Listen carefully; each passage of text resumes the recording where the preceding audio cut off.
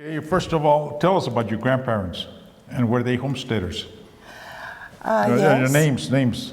My grandfather was Manuel Maestas, and he homesteaded up at Los Alamos. And he had, as I understand, about 80 acres up there. And he made a pond up there. And he had timber, and he had sheep, and he had horses, and he had cows. And he built a house out of stone up there. And my father lived up there, and my cousin Adele Tomatich, who now lives in Santa Fe, lived up there. And I understand that they lived up there during the summer, and then they came down here and lived in San Pedro during the winter time. And that's pretty much all I know, except that Grandpa never had any paperwork that we could follow. Therefore, when the homestead reimbursement or compensation or whatever it was came to be, I didn't have the appropriate paperwork for that. So the family was not eligible for it, which is really sad because my cousin Adele, who is now 83 or 84, lived there during that time and remembers quite a bit more than I do. Mm-hmm. Well, of course, I didn't know anything about it. But anyway, that's who my grandfather was. Okay, now your father and mother. Actually, before you start with the father and mother, I have a dumb question. Uh-huh. What did homesteading mean? What was the basis for homesteading there? Was it a government program or something? It must have been. They have such government programs in other parts of the West. I imagine. I don't know what the beginnings of it were. Do you know anything? I think the Homestead Act was where people were given land. Right. But you had to make improvements and maintain the land, and eventually they gave you a title. What year was that approximately? 1800s? 1800s, okay. Yeah. That's Homestead Act. That's how the United States was settled. They gave people land so they could make a living. However, the paperwork seems to have been lost. Okay. For your grandfather's For my grandfather's land. Yes. Okay. So okay. there was compensation for Los Alamos having taken it over, and they had to leave Los Alamos at one point in time. And when they did that, they moved down here full time. Mm-hmm. Okay, so your father's name is? Oh, my dad is Elipio, E-L-I-P-I-O, and he grew up, I guess, up there with Grandma and Grandpa. And he took me up there one time when I was visiting during the summer and showed me where the house was. It was pretty much in ruins. It was a stone house, and he showed me where they used to have a slide. They had some white gypsum type of things, and they used to slide down there.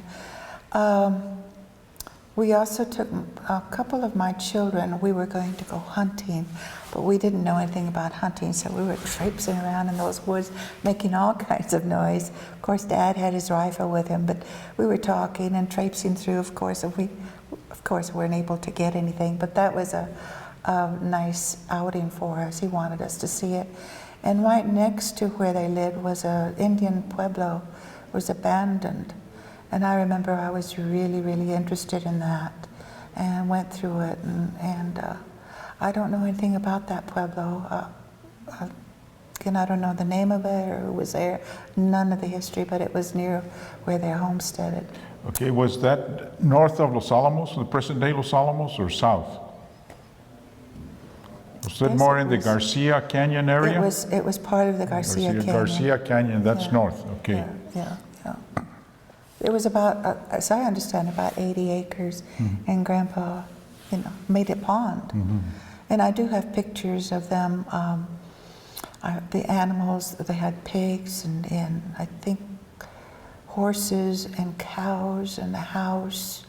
It was, and I think he was a forest ranger as well up there. Mm-hmm. That's your grandfather? My grandfather. Okay. And then later on, my father became a forest ranger, and we lived up in Puyé. Okay. But anyway, what about my dad? Okay, you actually had land here in San Pedro always? Always. You always? Okay, and what were the situations that your father went to work at Los Alamos and that the family moved up there? Well, of course, I was just a little girl, so I think that the first thing that I remember is Dad didn't have to go into the service because I have a sister who is totally deaf, and apparently he got a waiver because Deferment. because of my sister's deafness. So then I believe he was a cop in Espanola. And then I think he was a janitor for the public schools, and that's when he got a job at Los Alamos. Okay, where did he work? Who did he work for at Los Alamos when he first went there? Daddy went up to Los Alamos. Apparently, he worked there for 34 years. And when he first went there, he went there in 1942, and he was, quote unquote, a civil guard with the Army Corps of Engineers, until ZIA was developed or formed in 1946. Civil Guard for the Corps of Engineers. Initially in 1942. And then in 1946, when ZIA came about, he was a laborer there. And then later on, he became a supervisor for the laborers. So he worked there for 35 years. And my mom worked at the hospital. And your mother's name, Eloisa? Eloisa, And I can remember she was a maid up at the hospital. And I can remember visiting her there in the hospital. It was an Army hospital next to Ashley Pond. All right, here is the hospital. Do you see Yeah, she worked right there. your at the mother hospital. worked right there? But that looks a lot bigger than I remember it.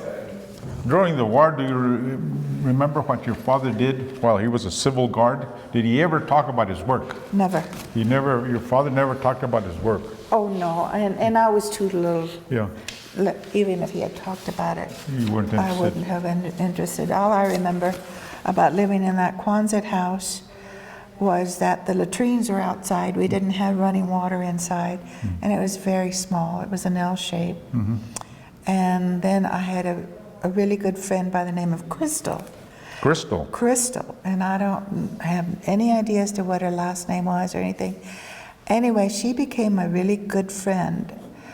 And I think it was through her that I learned to speak English, because I was a Spanish speaker. And I can remember I had a bike. And as an only child, I must have been really, really lonely, because my sister was at the School for the Deaf in Santa Fe. And I can remember riding up and down those wooden sidewalks and just kind of checking out where people lived. And that's all I remember about being in those Quonset houses. Do you remember the soldiers there at Los Alamos? I remember after we lived in the Quonset house, we had another kind of a house, and it was like a hut. And I believe it had 2 bedrooms. And I remember going to the PX, I suppose to get candy. And I remember that they had some huts, and they must have abandoned them or something, because we thought they were great fun to go in to those huts and check them all out, because they had all kinds of stuff to look through. We never kept anything, but they had just all kinds of what we would call messes. And so we would crawl in through the windows. You and Crystal did this. I don't remember that Crystal was there at that time. This was when we moved to a bigger house. Oh, I see. Okay, what are your experiences at the PX? What did you buy at the PX? I think it was just candy. I can remember it being filled with uniformed people. Not too much do I remember. I remember the library. Okay. The library was a lot of fun. And then there was a grocery store. Was it a grocery store or a commissary? It was a commissary. Okay. And the library. Did you ever go to the commissary with your folks, with your parents? I think I did, because I remember it. Yeah. But again, I was really small. or young. Did you ever see the soldiers in the wax marching? Never. They never. Did you ever see them in uniform? Yeah, in PX. That's PX. Yeah, So that's the only place you saw the soldiers in the wax. I guess, yeah. I imagine I saw their vehicles. Okay, you saw a lot of military vehicles. I suppose. Yes. But they don't stick to my mind, you Okay. know. It may have been something that it was an everyday occurrence or something. I don't remember. Okay. And you went to school as a first grader in Los Alamos. Well, as I was telling you before, I remember first going over there and that it was a room about this size, and it looked like it was either a conference room or a library. It was not a quote unquote school. And I can remember there were tables. And I can remember that the teacher, for some reason, I was a Spanish speaking kid. Did And you I can remember the remember- teacher's name? No. No. I can remember the teacher asking me what the word chore was. I'd never heard the word chore in my whole life. And to this, apparently it really embarrassed me because I can still remember that I didn't know the word chore. So I think it really, really embarrassed me. But I didn't know English. So that's all I remember, except that it was a beautiful building. I think it was wood, and I think it had a lot of books. It must have been either a library or a conference room, and it must have been an army building. Army building. And then after that, there was a little school that I went to, and that's when it was theoretically, I guess, a first grade. First grade. But I still didn't know how to speak English. And I can remember Mrs. Hillhouse was my teacher, and I was a big kid. And Mrs. Hillhouse was a very big lady. And she kind of took me under her wing and was very kind to me. And I can remember I was sitting next to an aquarium. And I learned how to spell the word aquarium. And none of the other kids knew how to spell aquarium. So you were ahead of them. So, yeah, and then I can remember during that time also, we had a playground and I was swinging in the swings. And apparently I had gotten a new pair of shoes. And I was really proud of my shoes. And I was pumping up the playground. And I said, oh, look at my shoes. And little Bobby, what was his name? Johnny Rogers. He pointed and laughed at me and said, oh, she said shoes. And it mortified me, absolutely mortified me. And I think from then on, I must have clicked in my mind that I had to learn how to speak English. Because after that, unfortunately, I learned how to speak English and just didn't speak Spanish anymore. So I went to school there with Mrs. Hillhouse, and then the following year, I had another teacher, and the following year, I guess I had done so well that I was correcting children's work. Who was the second teacher? I don't remember her name. Okay. But I was a really, really good student, and I was the teacher's helper. And I can remember that she would have me correct other children's work. And that was a big, big deal at that time, for me anyway. So I must have become a really, really good student. I don't know the name of the person.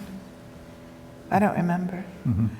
But I have a really good friend who was with me at school, and I still keep in contact with her. She lives in Idaho. Idaho, and she was She was with the me friend at that the second year. Yeah, her mother was a teacher up there. Her and name was Ray, R-H-E-A. She was a first grade teacher at Los Alamos for years and years and years. And her daughter was my best friend. Her name was Mary Charlene. And she's now married, and she lives in Idaho and comes home periodically. In fact, last year she came and spent a week at my house. And I keep in contact with her through email. Have you ever taken her back to Los Alamos to review your stomping grounds? No, when she was here, we've done other things, but we keep in contact. We, like mostly jokes. Anyway, where are we? Okay, you were in the second grade, and you were a teacher's helper. Okay. Yeah. And at that time, I can remember little things come to my mind. And at that time, for some reason, I drew. We had art, and I drew. I had never been outside of Espanola, maybe to Santa Fe. And for some reason, I drew a picture, I can't remember distinctly, of a city. It was a city picture with big, tall buildings and lots of faceless people, little people. And for some reason, I don't know where I got the idea to do that, but I won an award.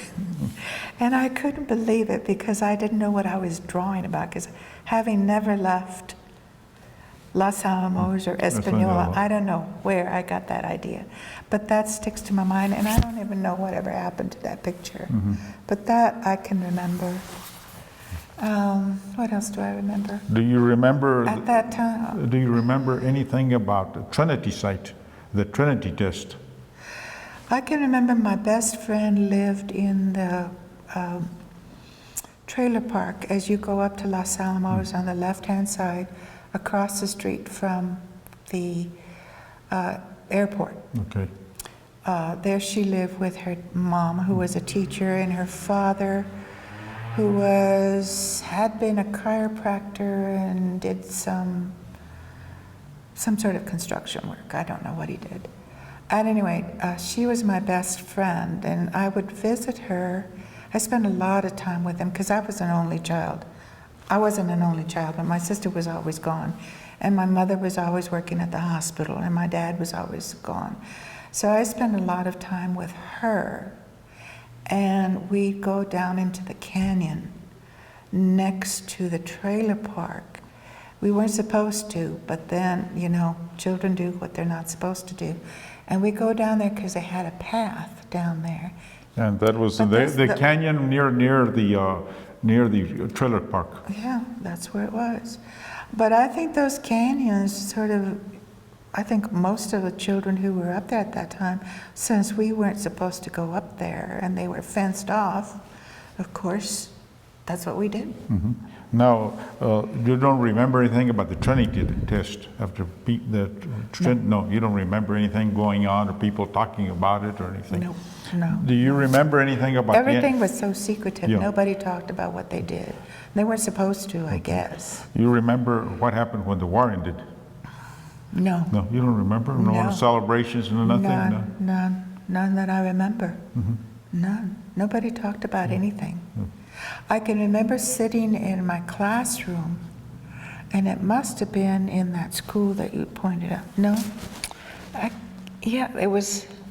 This is Central School. It was a school, but I don't know if it must have been because we weren't in the main.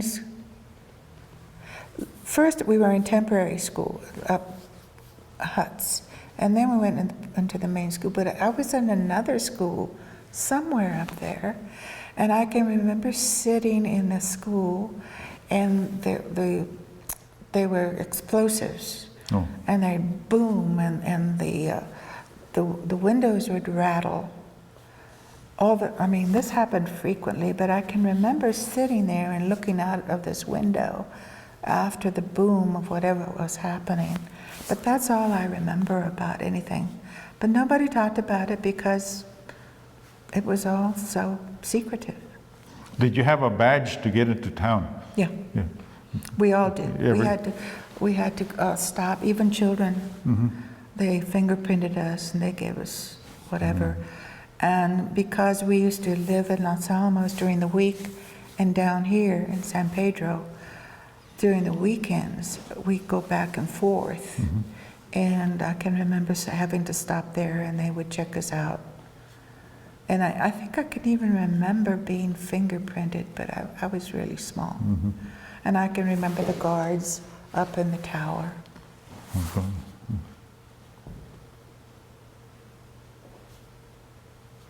I haven't thought about any of this for years.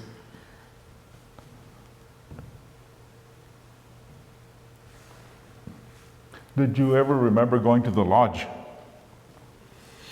Yeah, but that was kind of off limits. I think we probably looked I had a friend who lived in the bathtub row because she and I went to school together. I'm trying to think of her name. Her father was a scientist up there. Joan, I can't think of her name. Anyway, I guess her father was a mucky-muck scientist up there because they lived in bathtub house, and I was really impressed. I never went into one of the houses, but she and I used to walk to school together. So I must have met her where she lived, and then we walked to school together. Okay. And that was at the school next to the Fuller Lodge, and Was that not that simple? no. I don't think it was Central. It was that other school over here. Canyon It was School. Canyon School. Yeah, Okay. It was Canyon School. Anyway, so I met her, and we'd walk to school together. But it wasn't Canyon. We were still going. I don't know where we were going to school. No, I don't know. I don't know. It's all mixed up. And I remember we had a skating rink one time, roller skating rink for a short time, and they closed it. So The skating rink was down in the canyon? no, it was up here. Up It was near the where all the stores were. Not the stores, but there was I don't know where it was. But they had a skating rink, and so it was just there for a while, and they closed it. So all the kids went over there, and we stole their skates. And so I came home with these skates, and I was really proud about it because they closed it, right? So all the kids went over, and we took them home, and my father made me take them back. And I was so upset because I thought they were freebies. But that was kind of a thing that we did. But otherwise, there was not much that we could do other than walk and go into the canyon and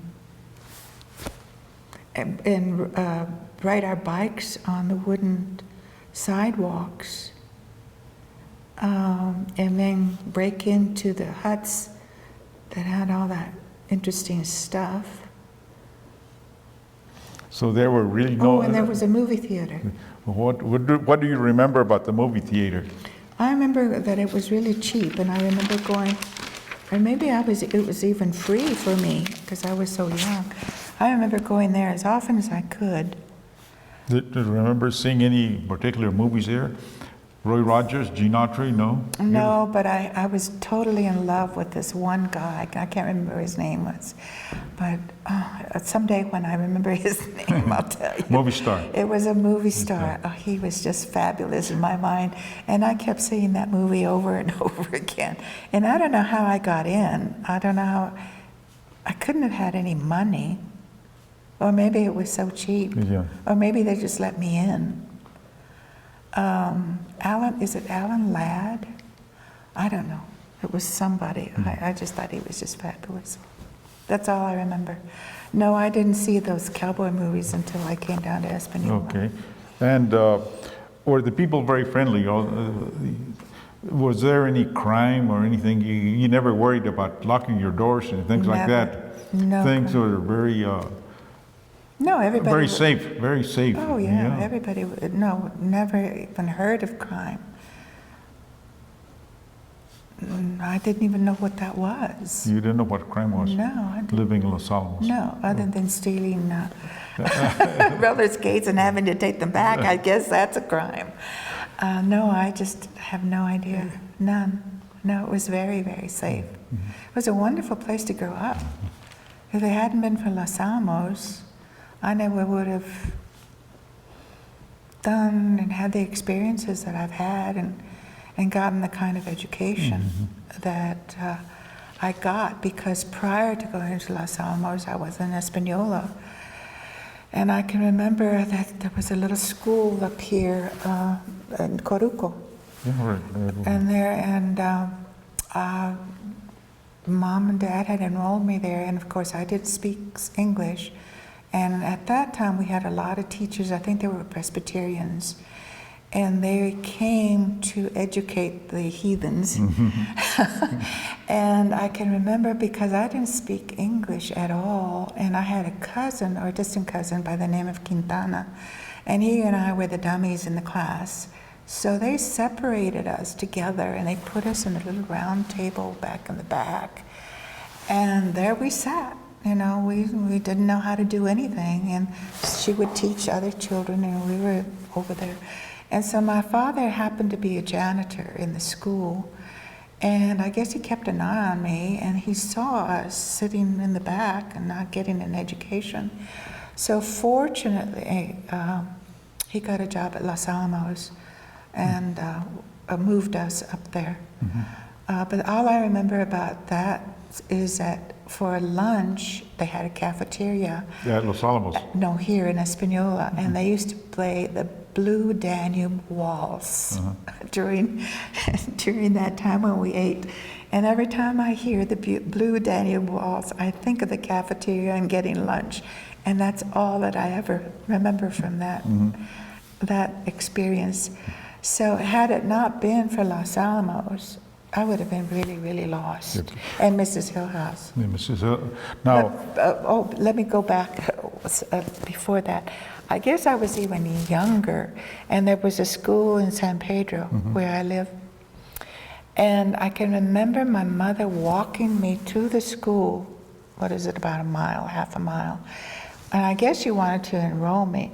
Anyway, she combed my hair and she put this big old red bow in my hair. And we walked down to the school. And I cried and I cried and I cried because I didn't want to stay there. I must have thrown a fit. And then all the boys saw me with my little big old red thing in my hair. And they pointed at me and they were laughing at me and making fun of me. So I wouldn't stay.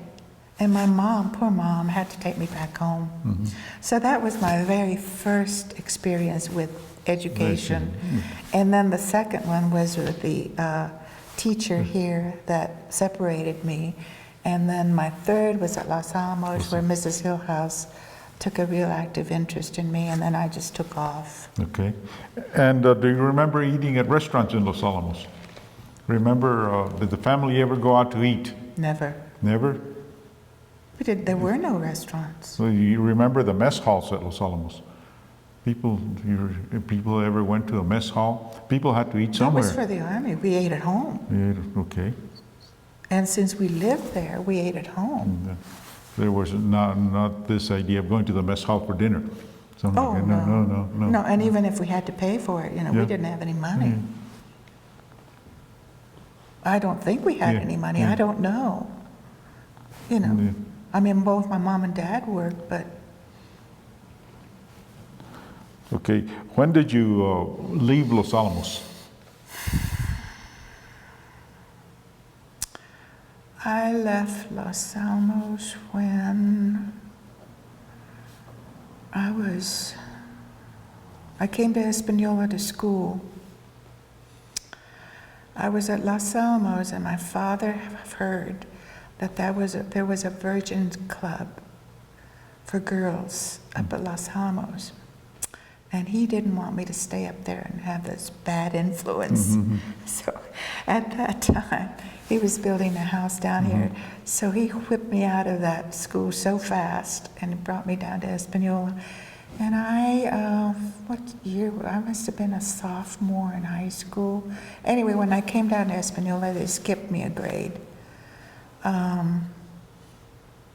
So I don't know what year it was. Okay, so Long time ago. sophomore. About a sophomore, yeah. Okay, and then you graduated from school in Espanola, I graduated from school in Espanola. and you went on to college. Yeah. Well, where did you go to college?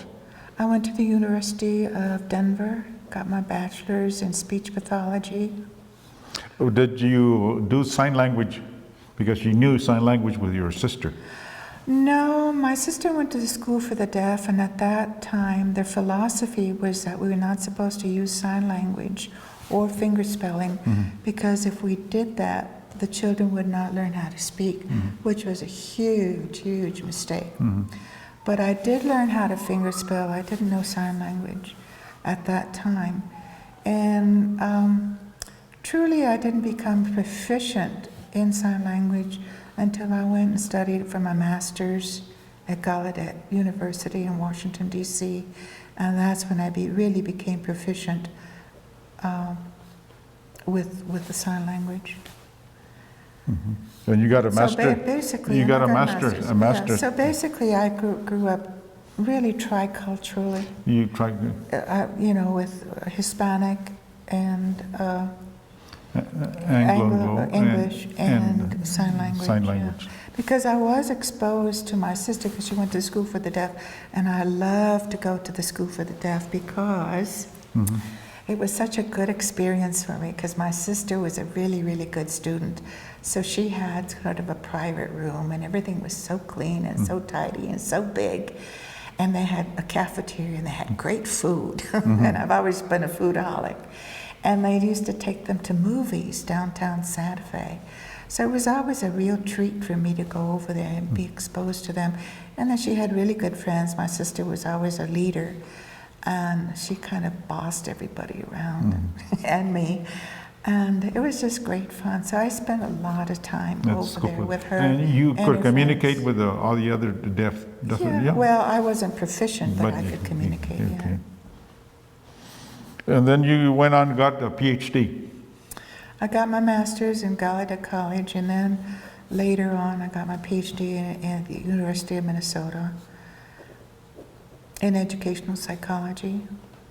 And my doctoral was in the utilization of sign language by profoundly deaf mothers and their infant babies. So I got to watch newborn babies and babies up to 6 months and using sign language with them. It was fabulous. Great. And then after that, I went all over the world and showed my videotapes like you're taping, and spoke. Yeah. And you know, and I was just wondering about the kids that I went to school with, and I could find very few of them who, or a couple of them that I seem to remember from when I was little. But it must have been a transient community. And I think I was the only Hispanic kid up there for a long, long time.